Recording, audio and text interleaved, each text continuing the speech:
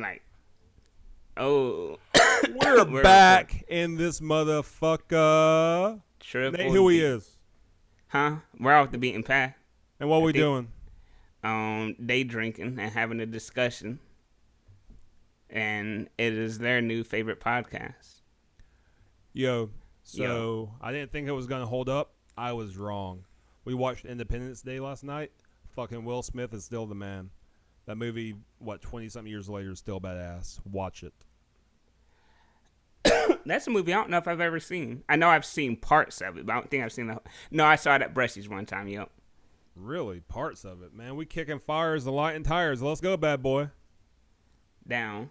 That reminds me of that quote, I came here to kick ass and chew bubblegum, and I'm all out of bubblegum. What video game was that from? It's either Duke Nukem or the other one. Quake. No, it's Duke Nukem. No, it's Duke Nukem. Yeah. And wasn't Duke Nukem the one we had on PC?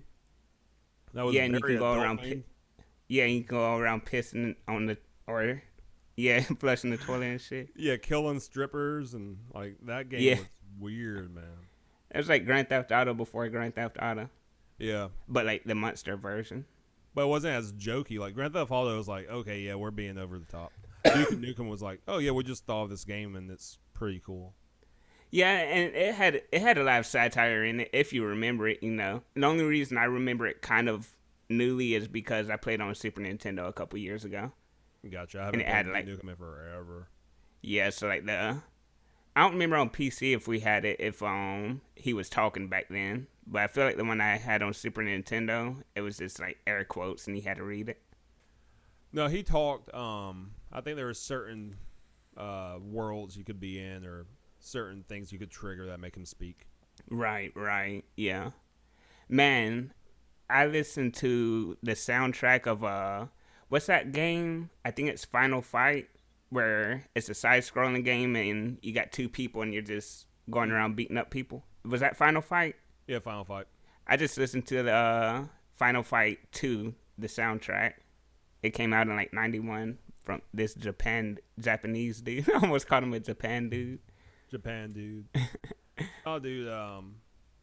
Japanese music on animes and video games, incredible. It's like synth power metal. And that's what I like about it because a lot of video games or video game music, it's the same. You know, I ain't gonna say the same. That's like saying every country song's the same, but it's corny. But that like when it has that like power metal element to it, then yeah, I can groove out to some game music. Yeah, like one of my favorite soundtracks is anything Mega Man. Mega Man is amazing. Dead Therapy. I don't remember if they did a cover. I don't remember it was on their last album, but it's an instrumental, and I think it has a Mega Man. Yeah, Mega Man. Mega Man. Mega Man. It's a really good Lil Wayne song. What is he Yeah, about? I like Wayne when I hear him. Like when he's like, "Hey, dude, check out this song." Most times I like him, but I don't know much about Wayne. Yeah, I'm a very lover of his mainstream music. I was about to say, you know some of like you know I Am Not a Human Being. Like that's an album, but that went under the radar. I feel like. It wasn't very commercial. Mm-mm. Like I don't even know if he shot a vid. Yeah, he had a video for I think Right Above It, maybe with Drake, maybe. I don't know about right above it, but Gonorrhea, he definitely had a video. Yes. Call me Yeah. Gonorrhea. Yeah. That was the one where it was like blacklight. I feel like. I think so. Yeah. Yeah, he went through like a weird phase where all his visuals were like very cryptic. Right. He came out with a skateboard part. Really? Yeah, it's not bad, you know. I ain't gonna say it's good, but it's not bad. Like he doesn't do any flip tricks. He only does like ramp and grinds. But it's like the fact that this man started skateboarding when he was like what 33, whatever, and that he actually stuck to it. It's like yeah, that's cool. Yeah, I would like to go to a skate park and just kind of watch. I remember doing that a few times when we were younger. Because I definitely could not participate. One time going down a half pipe, last time going down a half pipe.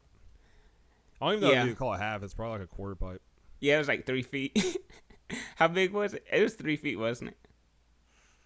I know I didn't do it after I I, saw you fall. it was higher than 3 feet. It was more like chest on me, so maybe 5 feet if that's an increment.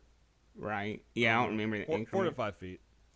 I But I know the tell you big. what, 4 to 5 feet smacking your face on a flat spot sucks. It was funny to watch. I just it, remember laying there for a second, having a crushing headache and not having fun the rest of the night.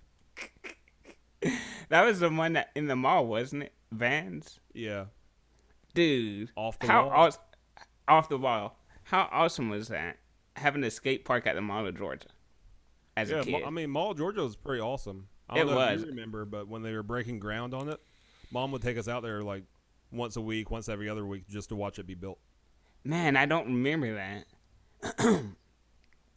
I saw I saw a picture from like 1994, and it was Beeford exit, and it looks so strange. Oh, I could only imagine. It was like an aerial view of the Beeford exit. Like it looks weird, anyways, just because it's black and white. But looking at older photos of like places in Hall County that still exist, Have you seen the Gainesville Square? no, Yeah, man, it's weird. Like, there's a picture out there. It's black and white, and like, there's just people on horses and shit. But it still looks exactly like the square, almost. that's weird. Yeah, like you can see it's a square, but of course, all the buildings aren't there.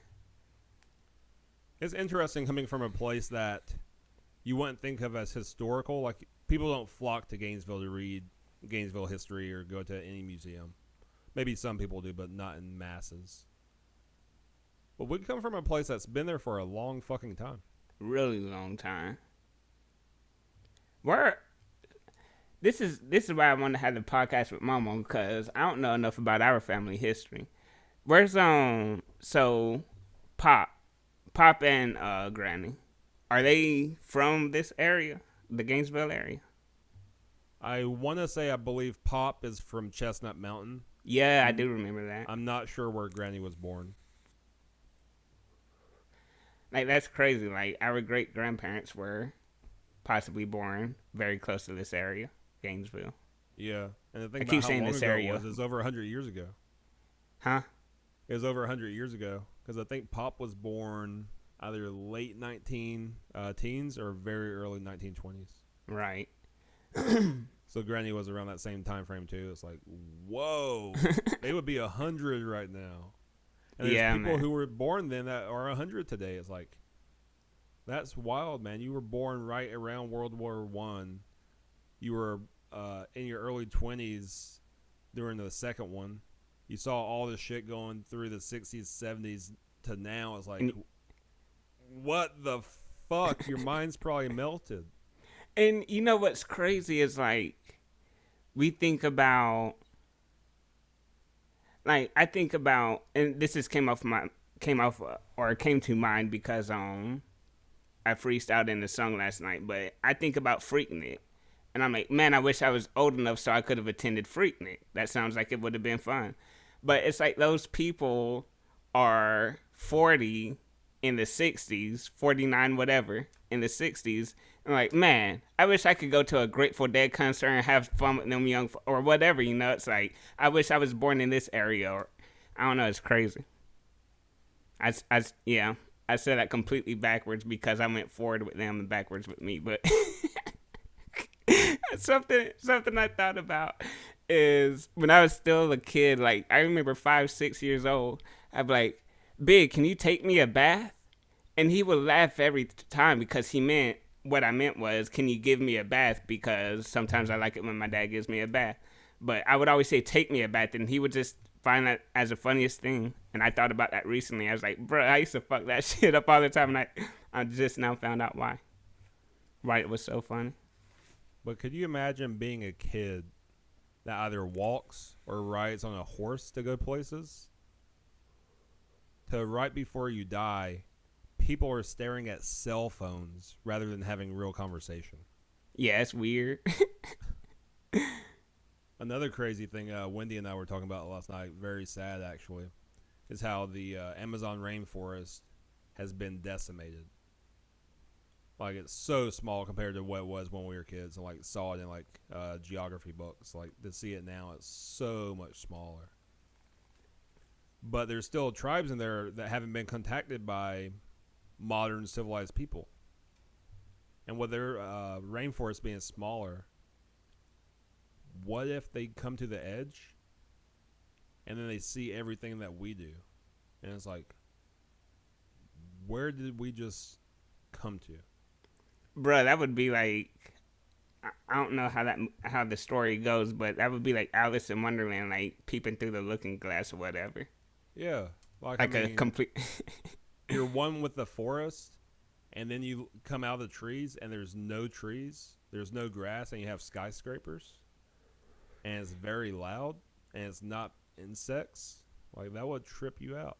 Yeah. And to think about, I mean, there's, for it to be very few uncontacted tribes left, that means tribes have been being contacted. So imagine being a tribe that doesn't know anything but that because you don't have the internet, and data doesn't travel because you don't even have data, you just have words. That would be rough. And you find somebody that has a cell phone? Man, that would wreck your entire life. I mean, it's even like being in jail for 10 years and coming out, you know? Because. I met one of those people. Talk about it. Yeah, my buddy Michael at a previous job, he served 18 years for some crimes he had committed in his probably 30s or so. So, let's see, when did I meet Michael? I guess it would have probably been 2006, 2007. He did 18 years. So that means he went in sometime in the late 80s, early 90s. And he came out and there were fucking cell phones. I don't even think they had pagers when he went to prison. And you come out and you're texting and he's like, "Can you show me how I use this thing?" And I was like, "Your phone?" He's like, "Yeah." And it was like a Nokia flip phone. It wasn't like a fancy phone. And I was like, "What do you mean, like, how to use it?" Like, you press the buttons and you call people. And you hit save and it saves those buttons in there so you don't have to press it ever again. And he's like, "Man," he's like, "I just got out of the banger doing 18 years like 2 years ago." He's like, "This is my first cell phone." And I was like, "You're in your 50s and this is your first cell phone?" He's like, "Yeah."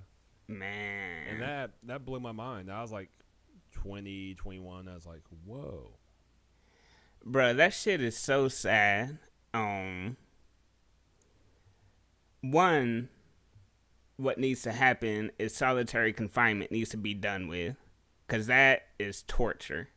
And then all the non-violent criminals need to be released.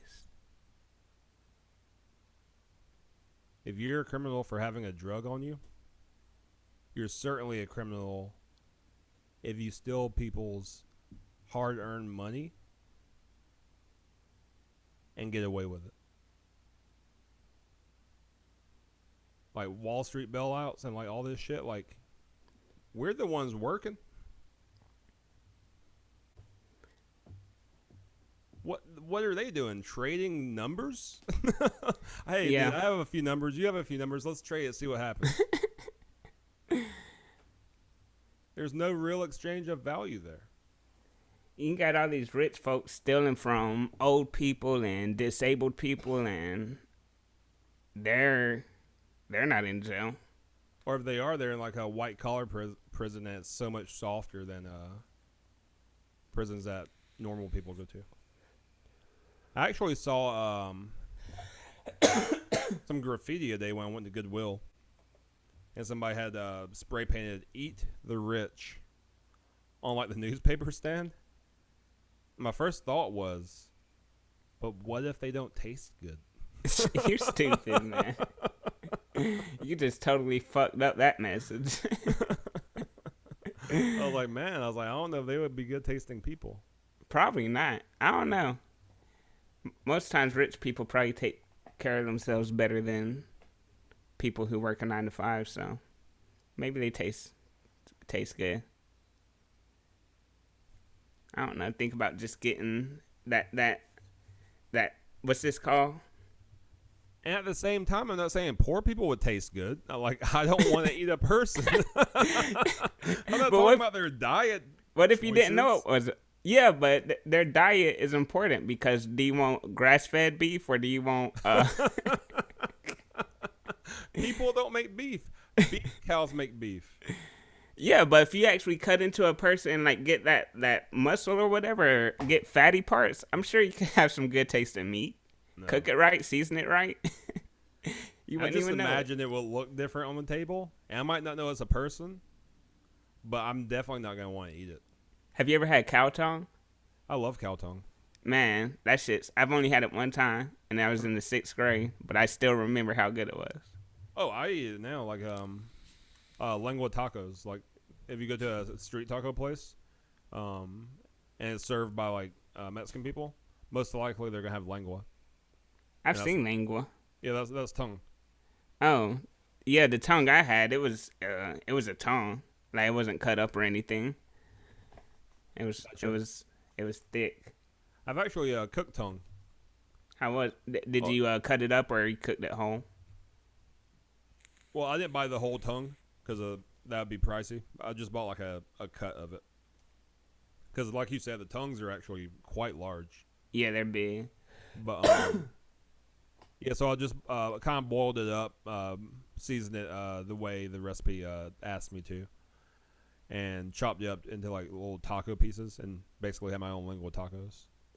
How were they? Oh, fantastic! Melt in your mouth, texture of the meat. That's what I like about. That's what I remember about it. It was really soft. Yeah, and not even tender because like ribeye is tender, but it has a bite to it. And this isn't mushy in a way that's unattractive. It wasn't mushy. It's not mushy, but it's just really soft. It doesn't take a whole lot of chewing, and then like it's not in your mouth. Yeah, because soft could turn people off and be like, "Ew, I don't know if I want soft meat," but nah, it's not mushy. Yeah. I don't want soft meat. I'm sorry, but that just sounded interesting. Oh, pause. I don't want hard meat either. Man. So this is not a very good transition, but you did not give me good enough of a warning for how sad Dennis Rodman's 30 for 30 documentary was going to be. All you guys, don't cry. Don't cry does not mean this is going to wreck your world. Don't cry means, hey, there's a few touching parts. I thought it was a good morning. Bobby sends me a text, says, watching the Dennis Rodman 30 for 30. I said, don't cry. I thought that was a good morning. Yeah, the only parts that weren't sad, I'm not even going to say the only happy parts, but the only parts that weren't sad were of other people talking about their admiration of him or their concern for him. Mm-hmm. And dude, something we didn't speak about because we've already talked about this, but his growth spurt. That was crazy. Wait, he graduated high school at what, like 5'9"? Yeah. And he grew at 11 inches? That's crazy. In one summer? Can you imagine how bad his bones or joints must have hurt? Because like, I'm 6'3", and people ask me if I had like growth pain, and I don't remember it. If I did, I don't remember it. Right. But to be 17, 18, you remember that shit. Yeah.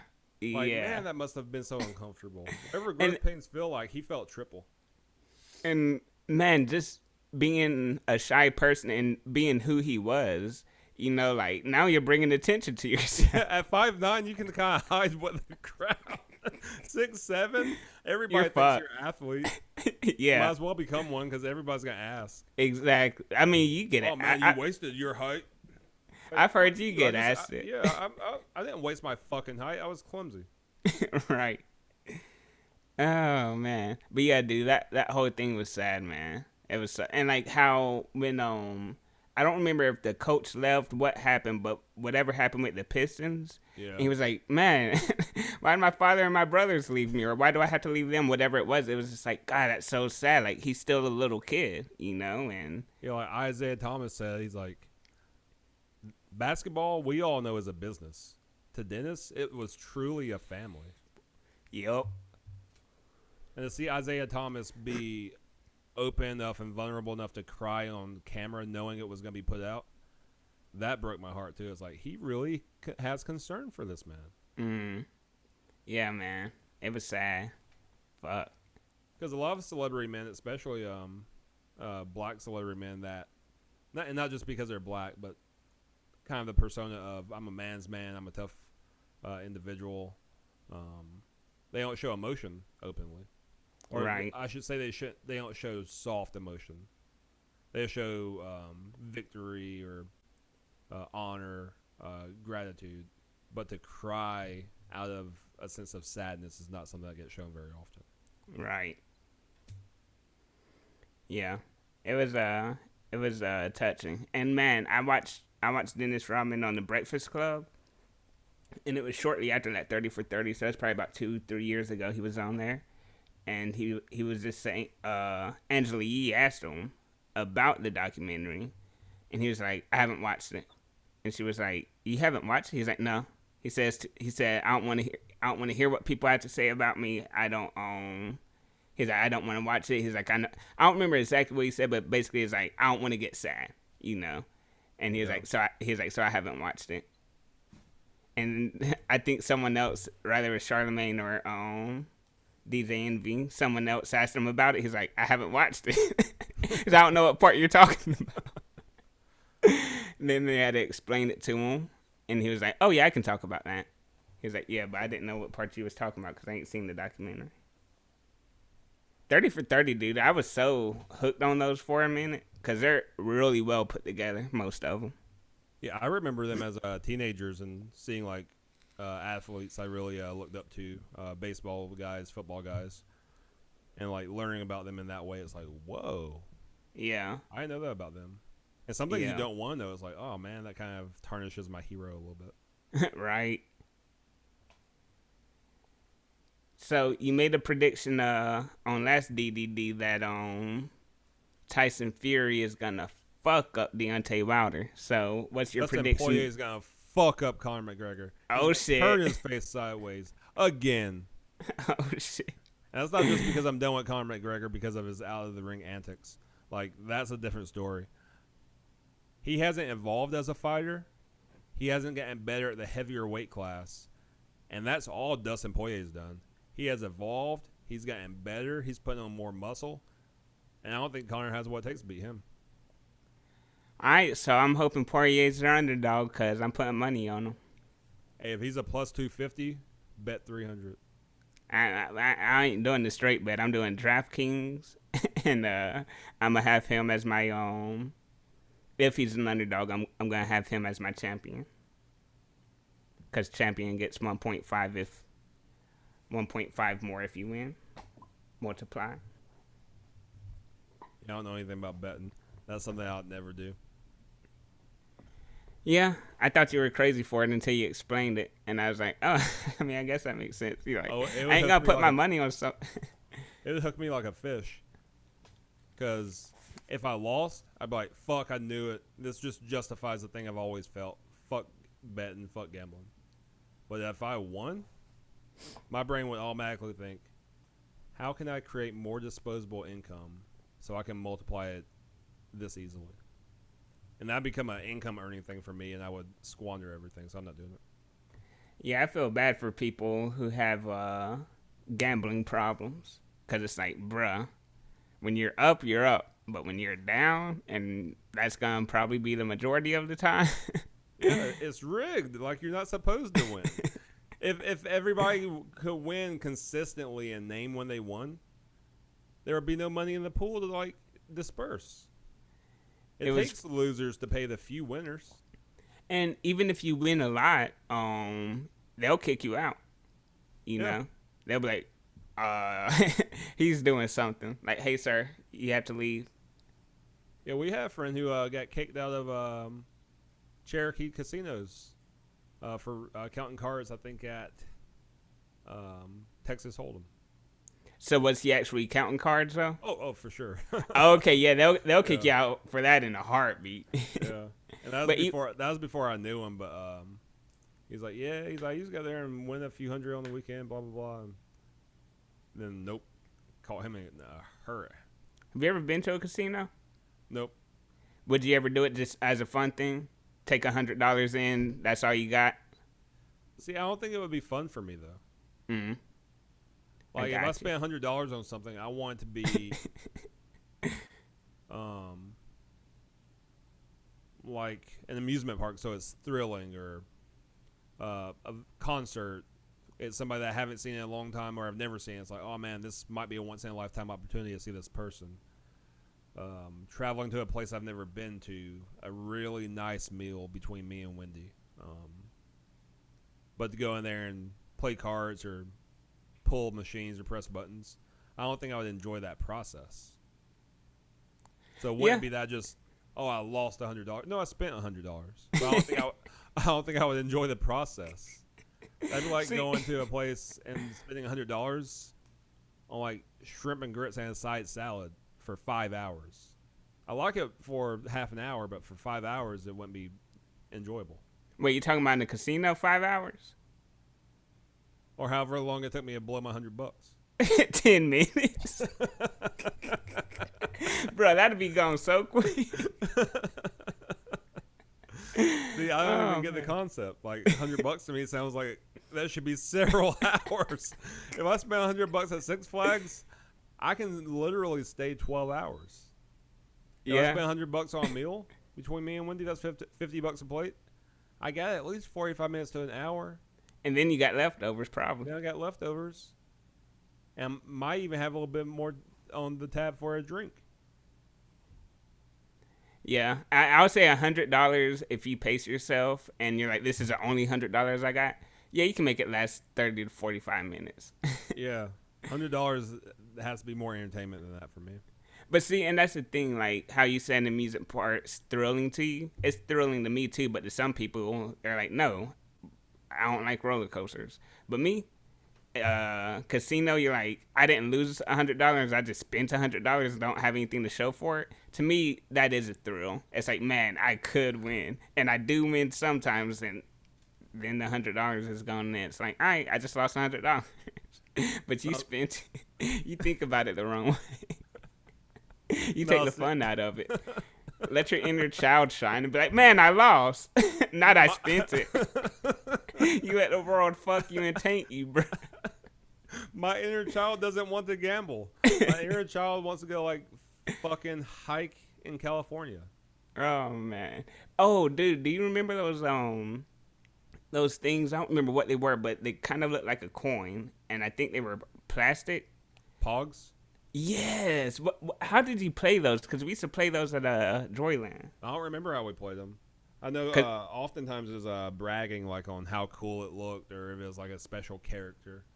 So and I feel like there was a way we played them. I think there was, like, I think you stacked them a certain way, so they were just vertically stacked, and I think you it was something like a slapping motion, and they'd flip a certain way. And then you would like put yours up and be like, all right, I'm putting mine up, you put yours up, and whoever won like got to take the other person's or whatever. Yeah, I think it's kind of like a rock paper scissors thing. Like a certain side was the strong side, the other side was the weak side, or something like that. Man, I don't know. I don't know what you said that made me think about those, but it just came up in my head. Man, things that kids these days won't ever know about. Never. Whippersnappers, they don't know about them pogs. Man, what about the Rock'em Sock'em Robots? That was fun. Hell yeah. One thing that wasn't fun at first, but became an obsession, was those wrestling figurines that were like plush, but miniature, so they weren't that big. And they made noises when you hit their chest, like they would talk. I do remember that. At first, I was just like, this is so weird. I don't like it. Right. But then eventually I was like, man, I like when I drop an atomic elbow on the Undertaker, he says something. Exactly. The only one I remember is The Rock. 'Cause I don't remember exactly what he said, but I remember him vividly. And then one Christmas we got Furbies, and I got the unedited version, and you got the edited version of Devil Without a Cause. And we tried to teach it. The bad words. And it wouldn't do it. Nope. Didn't program those in there. I was hoping, I was like, man, Disney put dicks on the Little Mermaid. There's been other weird things like that too. I know a programmer put the cuss words in these. I know he did. Right? Couldn't find them. Yep. Those things were like little gremlins. The things you do Man, when you're 13. huh? Things you do when you're 13. Right? Something else. I don't even know if this business is still open, but you remember KB Toys? No, they went under. Damn. That's Yeah, crazy. I don't know why. I mean, people are still having kids. I Right. don't know why, like, KB Toys and Toys R Us went under. That's weird. Like, where else were y'all parents? Where y'all buying y'all's kids' toys at? Y'all Exactly. aren't supporting Toys R Us. You get your toys from there, motherfucker. What? Your kid's not too good for Toys R Us? Fuck Maybe. that. You got a Toys R Us kid. Or maybe Toys R Us didn't budget right and weren't putting their money in the right places, and it's their own fault. Yeah, they probably put it in Bitcoin. Well, hey, they're rich now. Yeah, if they were putting their money in fucking Bitcoin in what, 07? Yeah. Yeah, they got money. They're those Bitcoin billionaires we hear about Hell yeah. controlling markets and shit with a tweet. Yeah, I it's would not want to crazy. be. I would not want to be well known enough and powerful enough that a tweet could like affect the world. Kevin Gates was talking about that on Hot Boxing with Mike Tyson. Mike Tyson was like, I don't remember exactly how he worded it, but he was like, man, people look up to you, you know, like, how does it, basically, he was like, how does it feel to be a role model? He was like, that's something I never want to be. He said, I try to block my blessings so many times. I try to derail my career so many times. He was like, because I was so afraid of people following me. And Mike Tyson's like, well, you know that like half of the world follows you. And he's like, I don't want that pressure, but yeah, I've had to accept it. But yeah, why, yeah, if you could just tweet something and it changed something exponentially just from one tweet, changes meme coin, then that's crazy. Yeah, Dave Chappelle talked about it in that comedy sketch I sent to you. I said comedy sketch. It was a stand-up show. He's like, yeah, I went to Africa because I was freaked the fuck out. He's like, I had become too famous. Yo, He's like, and I did not know what to do with it. And I didn't want to go deeper in that hole. He's like, so I had to leave. He's like, and then I found out they were saying crazy things about me. And I actually thought he was on crack. I remember hearing shit like that. right. And I love the way he said it. He's like, and I was a skinny black man, so I couldn't argue it. And I was like, he looks rough.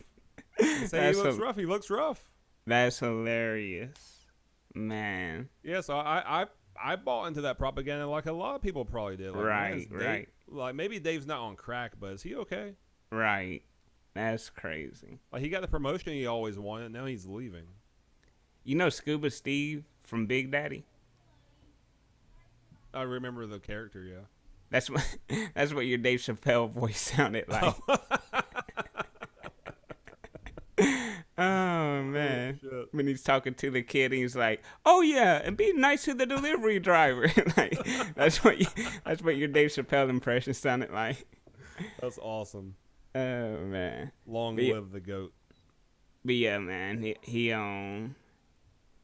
he's fucking famous. Yeah.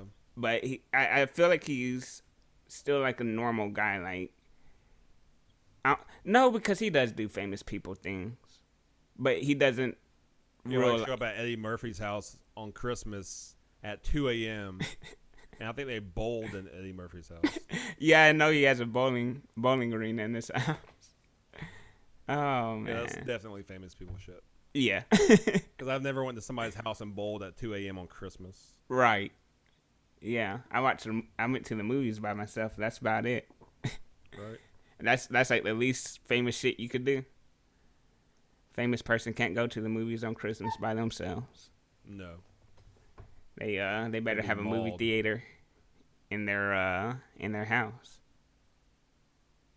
Yeah, that stinks, man. It's like solitary confinement where you built the walls.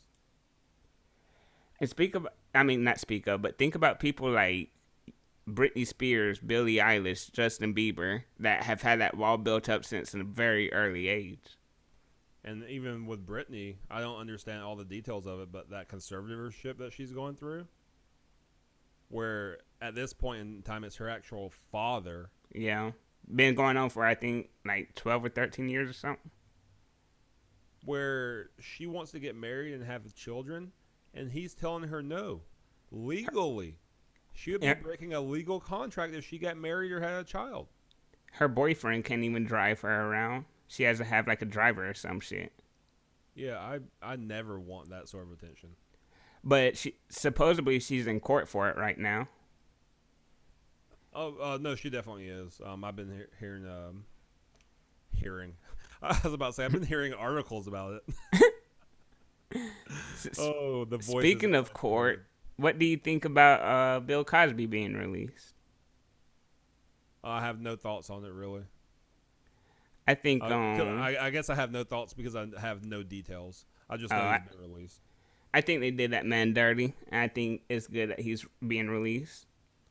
He was definitely made an example of. Yeah, 80 years old. Not saying he didn't do it, and but there are other people that we know the allegations were either strong, or there was maybe some evidence that didn't get the same treatment. So he was definitely made an example of, whether or not he did or did do it.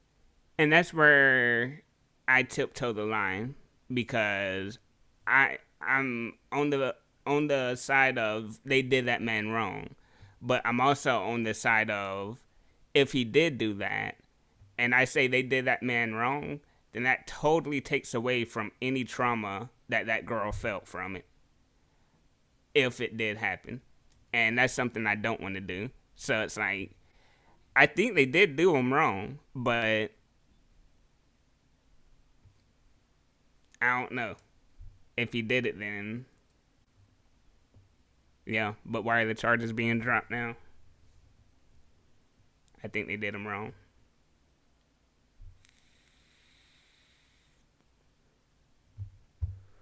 Are you channeling your auntie Deontay your aunt? I don't know what I just said. Are you channeling your inner Deontay Wilder again? No, I was saying a prayer like Kanye West. Like Kanye West. He's about to drop an album here soon. I might like it, dude. I slept on Kanye for a long time. I'm gonna disclose something that a lot of people probably don't know. When he did that shit to T Swifty, I was actually a fan of Taylor. Oh shit. Yeah. I taught myself acoustic guitar to her first album. Hell no. I was in the early days of T Swifty. Yeah, I didn't know that. When he did that, I was like, fuck this dude. Like, who is this? Yeah, because she was... Here's how not of the culture I was back then. First time I heard Gold Digger is on that TV show Glee. That still makes no sense to me because Oki had the album. Am I the only one that listened to it? Yeah, I didn't listen to a lot of hip-hop back then. It's more like new metal and heavy metal. Me too, but I listened to the popular rap stuff. Well, underground too, because I like Lil Wayne back then. Yeah, Mama fucked us on that because I think if we would have had a Hot Boys album instead of the Backstreet Boys album, I think we would have went on a different route musically. Like, we still would have listened to Pantera, but definitely more rap. For sure. Yeah, because I asked for Christmas that year the Hot Boys. And mistakenly, she got the Backstreet Boys. She didn't get it because it was Hot Boys is too vulgar. Let me get this thing that's probably going to be a little bit more PG. She just made a mistake. She just saw, oh, there's boys. Let me get it for my guys. But we ended up loving it. I ate it up. I loved it. We were mad at first because you were like, this isn't the Hot Boys. Yeah, I want to hear Lil Wayne say we on fire. Hell yeah. The block is hot. The block is fucking hot. Instead, we're listening to Tell Me Why Ain't Nothing But a Heart. Like the fuck? How'd we go from The Block is Hot to Ain't Nothing But a Heartache? Right? Oh, man, but we loved it. Man, we ate it up. I went back and listened to that album last year. Really? Yeah, it Was it good? Or I should say, did you enjoy it? Not was it good? Did you enjoy it? I enjoyed it. It's not what I remember. And then I went back and listened to the one with Everybody. You know you remember that song? Mm-hmm. So I went back and listened to that album because I had never heard it. That album I like much more than Millennium, but Millennium is still good. Isn't it crazy that these big music corporations used to gather up young boys that may have not known one another, that were all talented, and they're like, hey, y'all are going to be friends now, you're going to sing. Bruh, you know that's how the Ghetto Boys... It's a weird idea. That's how the Ghetto Boys were formed. The same thing. What's his name? Prince. I can't think of his name, but he I don't know if he was rapping at the time, but he found like 3 or 4 different rappers and was like, hey, I want you to form a group. Like, I like your style, I like your style. They didn't know each other. They ended up forming, and it sounds like they've been rapping together and grew up together and everything, but no, they don't know each other. Yeah. But they ended up becoming super cool. The only reason oh my God, his name just came to me. J.R. Prince, I think. Or, I don't know. It's gonna bug me. But, I watched his episode on 85 South Show and also Joe Rogan. So I heard him tell the story of how he formed the Ghetto Boys and brought them together. But yeah, that's a weird concept. It is a weird concept. I love it when it works and it's like, holy cow. Like, there's not a whole lot of drama. Like, they all seem to actually get along. In the music, it sounds like a cohesive unit. But it's a strange concept. It's more normal to think, oh, we went to a similar, or high schools in like the similar area. Like so we all play in different. Yeah, we all played different bands, and then eventually those bands dissolved, and we all joined in the same band, and the rest is history. Yeah, like Backslide. Hey, we got this little kid in Seattle. He's super cute. He'd be the cute boy. And we got this one over here. We're going to give him a mohawk because he doesn't really sing. He kind of growls a little bit. And then we can have this guy over here. He's going to be our star. Going to have blonde, frosted tips, and he can sing very high. We love his falsetto. And they make hundreds of millions of dollars. And it's like, this is a weird idea. It's very weird. Very weird. It's strange. Like Jackson 5, they were all brothers and sisters. Exactly. And, oh, shit. Brushy's about to be playing the drums. Oh. What's up, Brushy? I guess that's the end of the episode. Another fucking episode of Day Drink Discussions. Stay black, motherfuckers. And don't be whack.